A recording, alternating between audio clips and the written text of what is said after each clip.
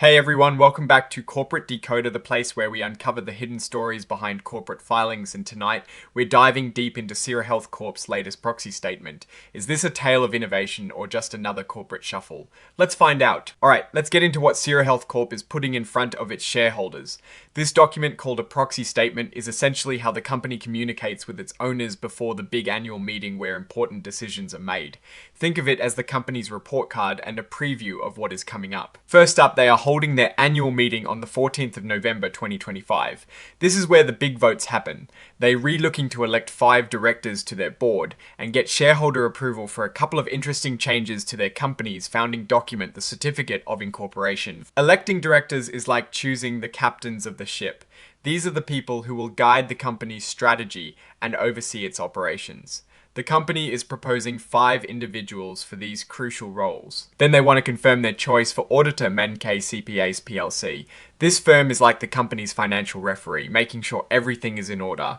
It is important for transparency and trust. Now for something a bit more complex but really interesting, they want to get rid of a rule that automatically changes a special type of stock called Class B common stock into regular class or common stock when the owner of the Class B stock passes away. This sounds like they want to give families more control over these special shares. Following on from that, they also want to officially allow Class B stock to be passed to close family members' heirs, or even companies they own without automatically turning into Class A stock. This is a significant change in how ownership of this special stock can be handled, especially for estate planning. It suggests a move towards more flexibility for long-term holders. Let's talk about who gets a say. The record date for voting is the 17th of September 2025. On that date, there were over 11 million shares of Class A stock and about 600,000 shares of Class B stock. Here is a key detail class. Shareholders get 1 vote per S-share, while Class B shareholders get a whopping 16.5 votes per S-share. This means a relatively small number of Class B shareholders can have a disproportionately large say in company matters. This is a classic way for founders or early investors to maintain control, even as the company grows. Looking at the leadership side, Priya Prasad is currently serving as Interim Chief Executive Officer and also Chief Financial Officer. She also has experience with other tech companies. The filing details her background and why she is considered qualified to be on the board. The company is nominating 5 directors, including Priya Prasad. We have Vijayapal R. Reddy, Ketan Paranjapi, Avutu S. Reddy, and Radhika Meredy. Each of them has a background in areas like drug development technology and management. The company highlights their experience and qualifications for serving on the board, aiming to assure investors that they have a capable leadership team. Now let's peek at the executive pay. For the year ending the 31st of December 2024, Deepika Vappalanchi, who was the former Chief Executive Officer, received over $282,000. Sandeep Allam, the former president and chairman, received over $200,000, and Priya Prasad received over $171,000 as chief operating officer and chief financial officer. These numbers cover salary and other compensation. It is worth noting that Deepika Vappalanchi is listed as terminated for cause in July 2025, and Sandeep Allam passed away in January 2025. This indicates some significant leadership changes have occurred and are continuing through 2025. For independent directors who aren't team employees, the compensation structure is also laid out. They received cash retainers and option awards. For example, Ketan Paranjapi received over $16,000, and Avutu Reddy and Vijayapal Reddy each received over $15,000 in total compensation for their board service in 2024. It is important to note Andrew Darlam resigned in April 2025. Syra Health Corp has an equity incentive plan, the 2022 plan designed to attract and retain talent. As of the 31st of December 2024, there were over 223,000 shares available for issuance under this plan, with a weighted average exercise price of $1.32. This shows their commitment to using stock-based incentives to align employee interests with shareholder interests. When we look at who owns the most stock, we see some interesting names. Sandeep Allam, for instance, owned over 2.3 million shares of Class A stock and some Class B shares. Priya Prasad also held a significant number of shares. AOS Holdings LLC is a major shareholder with over 1.4 million shares of Class A stock.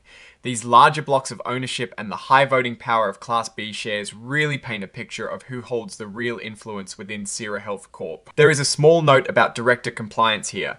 Priya Prasad missed a deadline for reporting one stock transaction. This is a common administrative slip-up, but it is good that it is being disclosed. Let S move to the second proposal, which is to ratify the appointment of their independent accounting firm, MKCPAs PLC.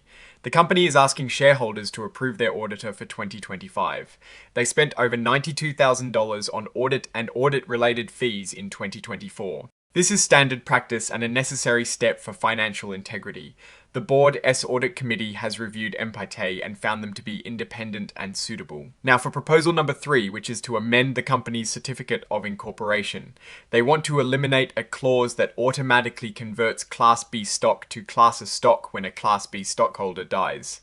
The reasoning is to provide more flexibility to shareholders and their heirs. This is often done to simplify estate planning and ensure that Class B stock, which carries more voting power, can remain with the intended successors without forced conversion. Proposal number 4 is closely related.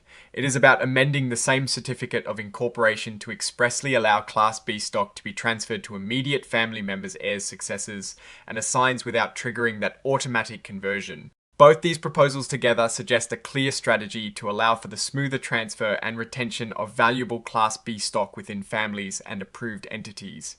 This could help maintain control over voting power for the long term. The Audit Committee, which is made up entirely of independent directors, has reviewed the company S financial statements for the year, ending the 31st of December 2024. They discussed their findings with management and the independent auditors Empite CPAs PLC and are recommending that these financial statements be included in the annual report. They also reappointed Empite for the upcoming year. This section reveals some potentially interesting dealings. The company has lease agreements for its headquarters with Ventures LLC, where some key individuals, including Sandeep Allam and Priya Prasad's husband, are members. They also incurred its services costs from Radcube LLC and recruitment services from Enlogex. In both these companies, Sandeep Allam, Priya Prasad, and Feroz Said are members or owners. These are not necessarily bad things, but it is important to be aware of transactions where company insiders or their associates are involved. The company has a policy to review these transactions to ensure they are fair and in the best interest of the company and all shareholders. A minor detail here notes that Priya Prasad was late in reporting one stock transaction. It is a small administrative detail but shows ongoing attention to reporting requirements.